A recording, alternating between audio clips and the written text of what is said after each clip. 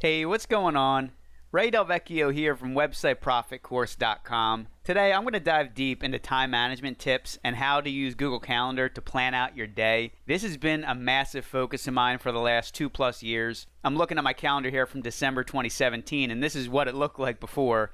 And if we jump to today, you can see that I have a much more elaborate system. I've taken time management tips from pretty much every source that I could get my hands on, and I want to share with you everything that I've learned. It's so important to plan your days out because otherwise it's pretty easy to just drift through life. I always used a written planner in high school and college, and I attribute that to why I got good grades. But then when I wanted to work for myself after college, it became so apparent to me that the hardest part of creating a schedule is figuring out what to put on there if you have, an infinite number of options. As a student or an employee at a job, you're given your tasks, so it's not as hard. If you're an entrepreneur or just in life, you can do pretty much anything you want, and trying to figure out what to put on that calendar becomes a really difficult process, at least it was for me. So let's jump right in. I'm going to start with common mistakes. The first one, I think, is just scheduling too many tasks. It makes me cringe when I see somebody's calendar where they have every hour scheduled from 7 a.m. to 5 p.m. and no empty time blocks in there. I think that's the absolute wrong way to go about it. I was often scheduling 6 or 7 straight hours of work, and nobody wants to do that. You don't have a break in between. You're not motivated by hours 3 or 4. And that kind of goes along with my next common mistake, which is underestimating how long a task is going to take. You have to have a little bit of wiggle room in there in case an hour-long task bleeds over to an hour and a half or 2 hours. So you can see here, I have a lot of empty time on my schedule. I have 3 or 4 hours here on Tuesday. I got 3 or 4 hours here on Wednesday. The last 2 days I've kind of slept in, which I don't like doing, but I've had things on my schedule early in the day, and because I have the free time, it's a lot easier for me to shuffle things around if I don't start by 8 a.m. or 9 a.m. Right here, you can see I'm right in the middle of recording. I got this on my calendar. And you might be asking yourself about the titles for these events, and I'm going to dig into that in a little bit. But first, I want to just talk about how to structure these events. Number one is I don't schedule anything that's less than 15 minutes. If I have a task that's going to take me 5 minutes or 10 minutes, it's not going on my calendar. I'm just going to do it. Every event that I have on here is in 30-minute increments. Most of the time I batch tasks. If I do have a couple 10-minute tasks, I'll group them into one 30-minute or 60-minute task and just knock them all out. And I like doing most tasks at an hour. A good concept that I read about in a book called The One Thing, the title kind of says it. That's written by the founder of Keller Williams, the realty company. And he recommends that you schedule one big task every morning from 8 a.m. to 12 p.m. And I think that's so important for any big idea that you want to work on. If you got a really big project that you're just getting started on, it's hard to break that down into 1 hour increments and task switch between a bunch of different things. So I recommend that you try and follow that if you're just getting started with a blog or a side business. Block off 2 to 4 hour periods minimum. Put all of your focus on that because sometimes it takes a half hour or 45 minutes just to get into the flow of something.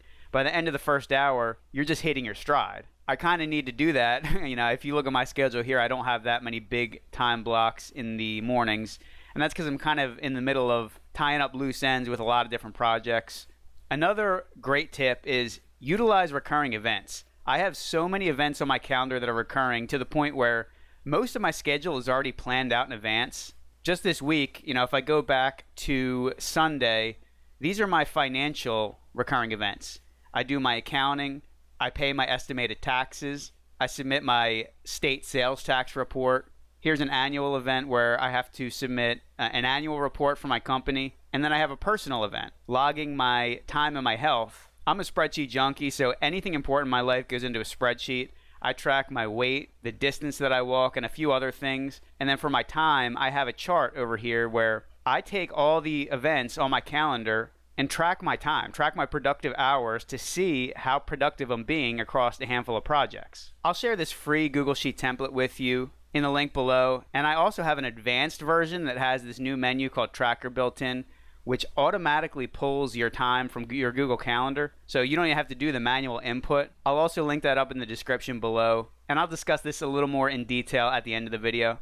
Another recurring event I have on here is every Saturday afternoon, I put in an activity or a DIY project. So the tip here is to schedule out things you want to do, fun things, things that you look forward to, and that helps you focus during the boring tasks that you don't necessarily want to do, but you have to. I do this with golf. I do this with exercise. I have recurring events for workouts that I shift around. They're on my schedule every day, and sometimes I do them, sometimes I don't. But at the end of every day, I go through my calendar and make sure that I'm being accurate with my time. If something goes on my calendar and I don't stick to that time period, I'm not going to just leave it on there as is.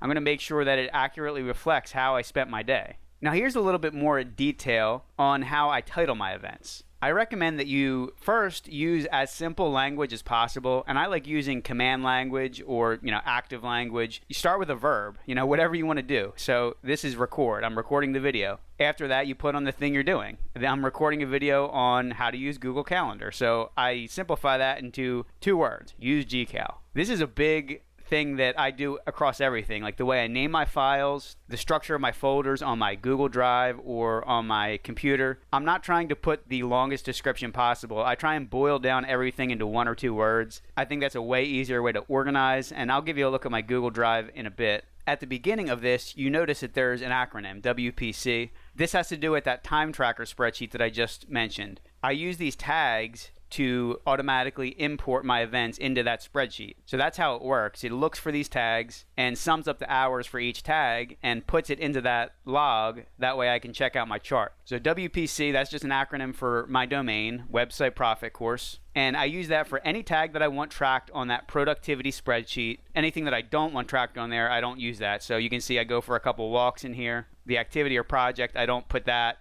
on my productivity spreadsheet. So those are just a couple pointers on naming events. You can see here I just edited a clip and we're past my end time for this event and I'm still going, so I'm just going to adjust this right now. I'm guessing it's probably going to take me about another 45 minutes. So I adjust like this all the time on the fly, and this kind of goes back to scheduling too much in one day. If you have everything back to back, one task going over the limit can cascade into you having to drag and drop around 15 different tasks. This is why it's important to have that empty space. I did that so much at the beginning days of using a calendar where it took me a half hour just to readjust my schedule if I went too long with one thing. Now let's get into a couple advanced techniques. I'll describe my color system. I like to visualize my calendar, and I don't like doing everything with one color, so I came up with this color system that I've been using really for the last year or so, maybe even longer than that.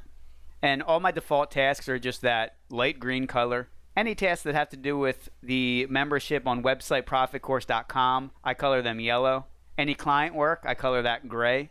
Blogs that I work on that I consider big bets, something that I want to grow down the road, I color them in blue. And I'm going to discuss how to divide your time and what that really means doing the big bet versus the other work a little bit later in this video. That's related to the time tracker spreadsheet, and I got that idea from a podcast. Any social events or meetings, I color them orange. So on my calendar on Sunday nights, I usually have a standing event, dinner with my parents and my sister. If I'm hanging out with friends, I'll put that as an orange event. Any activity or exercise, I color red. Any hobbies, I color in dark green. So the 2 most common for me are golfing and gardening. And then lastly, any household tasks that I have to do, I'll put them in purple. On Sunday afternoons, I usually just have a recurring event for that, clean the house. And then each week, I adjust that event to whatever specific household duty I'm going to do. This past week, I vacuumed and I cleaned my bathroom. During football season, I normally do that sometime between 1 p.m. and 4 p.m. so I can watch the game as I'm doing it in my living room. Now, here's an interesting concept that I got from, I think it was one of the founders of Twitter. It might have been Dick Costolo. I just read about it in an article where he mentioned that he themes his days. And this is more important if you're running a business where you kind of have your hand in a bunch of different tasks. So I kind of used that idea to create this graphic, and I don't always stick with it, but when it comes to doing the recurring tasks, I do try and do them on the same day each week. So without, going through every bullet point here, you can kind of see for yourself how you could potentially organize your days if you'd like to do that. And on Sunday, I put on here that it should be a day off technology. You don't want to overload yourself by being on the computer for 5 or 6 hours every day. I do personally like working every day. I prefer to get up early and do 2 to 3 hours of work and be done by about 10 a.m. That way I have my afternoons empty so I can do fun stuff, go out and do some tasks and run some errands without having to worry about rush hour traffic. When the weather's nice, I like to go outside during the day. I don't want to be stuck inside from 9 to 5 every single day. And then the bottom left here, I have some calendar principles that we kind of went through already. Schedule vacations and fun things first, and build your boring tasks around that. It's a good motivating factor. You should schedule daily time off. And at the beginning of this video, I showed you that I actually had time off on there. Nowadays, I don't schedule that. I just have the empty blocks. I don't put that as an event on my calendar. Anything that's important in your lifestyle, you should schedule. So I do that with workouts. I do that with walks. I do that with other activities. And like I said, I do that with dinner with my parents or hanging out with friends. We already went through the one thing. Schedule one big productive task for 8 a.m. to 12 p.m. every day. And then your afternoons could be for more 1 hour blocks. If you do a Google search for manager versus maker schedule, you can read a blog on that. But basically, in the morning, you have more creative energy. So that's where you should be distraction free and do something big and schedule your meetings or phone calls or that kind of thing in the afternoon to tie up loose ends. And you don't want to be reactive. The whole point of doing a calendar and a schedule is to be proactive. Don't keep your inbox open, and make sure you respond to every incoming message as soon as they come in. Check email max 3 times a day. And communicate with people so they know that. They don't expect to get a response within 20 minutes or 30 minutes. Obviously, if you do have a 9 to 5 job and you're doing this kind of thing on the side, it's a little bit harder to operate that way, but that is the ultimate goal. Maybe the most important thing is making sure that the tasks you're doing are fitting into a bigger strategy with what you want to accomplish in life. I have my Google Drive open here. This kind of shows you the simplification that I go through. And I'm in a folder called Growth. This is kind of just about self-improvement. And I have Google Docs for my goals. You always want to start with goals. All your tasks and events should have to do with your goals. For each of my projects, I have a document just called Tasks. And if I pop over into that, I have my top priorities here, and then I divide my tasks into other categories. Like I said, I run a membership site. So any ideas that I have regarding the membership, advertising, WordPress, code fixes, email lists, all this kind of stuff, I have separate pages in this tasks document. And the same thing, I have an SOP document. This is kind of like a military thing, standard operating procedures. This is a spreadsheet where anytime I do something more than once, I document the steps and put it into this spreadsheet so that the next handful of times I do it, it's pretty much brainless and I can go faster and more efficiently. So here's a couple examples of just content flow for my website, writing emails, YouTube videos, blog posts. This spreadsheet was originally called Processes, and like I said, I like to simplify everything. So I renamed it SOP because it's less letters, and I do that with everything, like I mentioned. I simplify as much as I can with all my naming. Back in this growth folder, I write down the habits. I have good habits and bad habits that I want to either add on or eliminate from my life. I have a list of mentors, and these are not people in person. These are all online mentors through books, through podcasts, just people that I follow, entrepreneurs that I like to model my life after. I have a personality test here that I took, so I understand who I am, and I'm going to dig into analyzing your calendar and yourself right after this. This is my time spreadsheet, and I have a spreadsheet of my values. So I am very detailed when it comes to how to improve myself. I mean, I'm guessing that comes across in this video. On top of that, I have books here. These are all the books that I've read on Kindle. I export all my highlights from those books into a document. And here's the one that I mentioned, The One Thing by Gary Keller. I am a minimalist, so I like anything that has to do with efficiency and being more effective. Here's another good one, Essentialism by Greg McKeown. I do think being organized is probably one of my best skills. That was actually within my personality test. That was one of the factors. Let me just pull that up.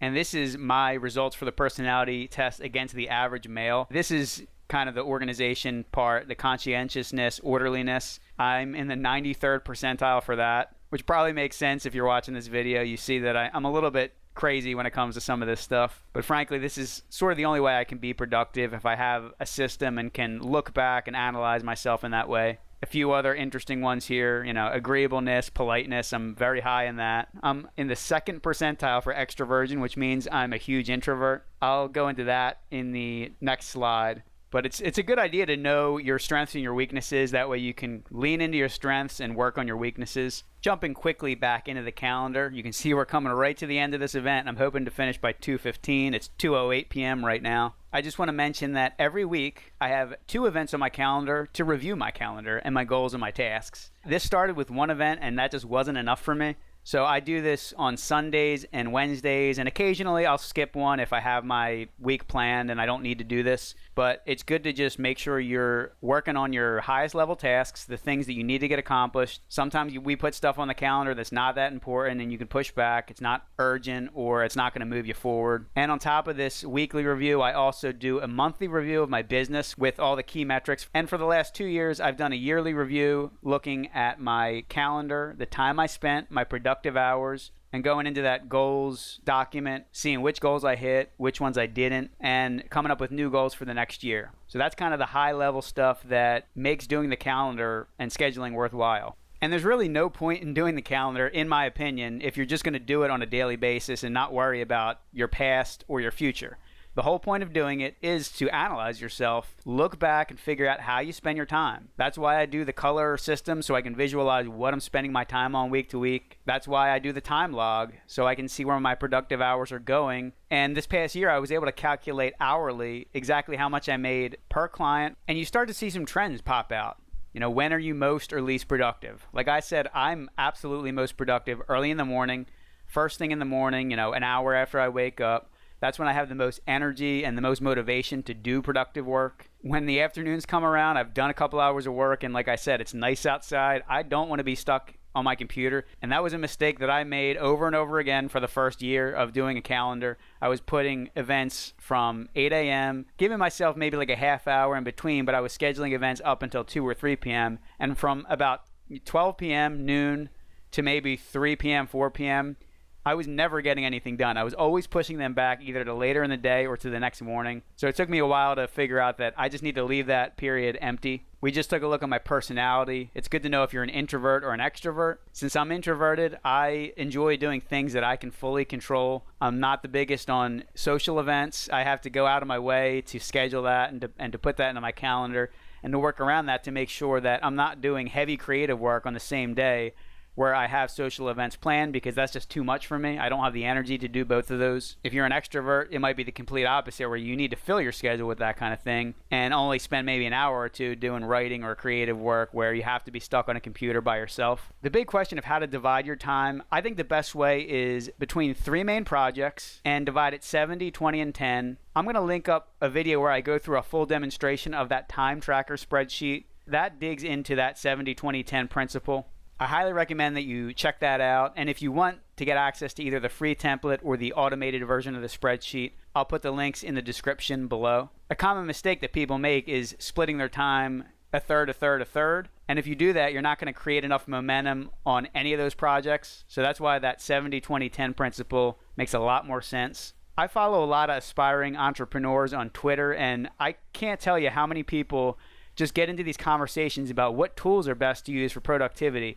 They're always looking for the hot new tool, and I am the opposite. Like I said, I do everything with Google Docs, Google Sheets, and Google Calendar. I'm not looking for, the newest note-taking software. I've created systems around these free tools. Instead of looking at tactics, you have to consider your habits. That's why I have that spreadsheet of what habits I want to add on to my life, because what you do every day is way more important than finding the new tool that's going to save you 30 minutes or an hour here and there. I like focusing on the things that last forever, timeless principles, habits that push you forward and make your life better without software. And as you saw in that personality test, I'm a highly organized person, so one thing I recommend you doing is procrastinating productively. If you don't want to do a really important task like writing on your blog or doing something like that, do a workout. Or one thing I do is organize my files or organize my physical space, my desk, my house. I find that when I have an organized and clean environment, it's way easier to focus on what I need to do in the future as opposed to looking around a messy space and thinking, I need to clean this up. So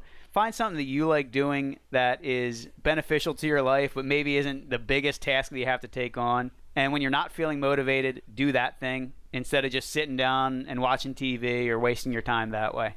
And the last note that I have here is to be honest and accurate with your calendar. As I said, at the end of every day, make sure you go back, and you don't have to be down to the minute. Like I said, stay with those 30-minute increments, but be accurate with what you got done in the day. If you're not honest and accurate with yourself, then you're never going to improve. And be kind to yourself. You're not going to be good at this at the beginning if you haven't used a calendar for the last couple of years.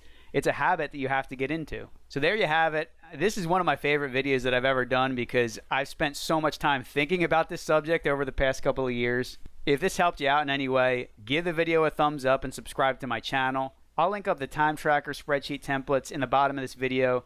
And if you are interested in creating a blog, I have a lot of information on that to get you up to speed. I think everybody should have a website nowadays, regardless of what you're doing. It's the better version of a one-page resume. You can make money online if you'd like to freelance, or it's a vehicle to get a better job and more opportunities. So check out that training also in the description.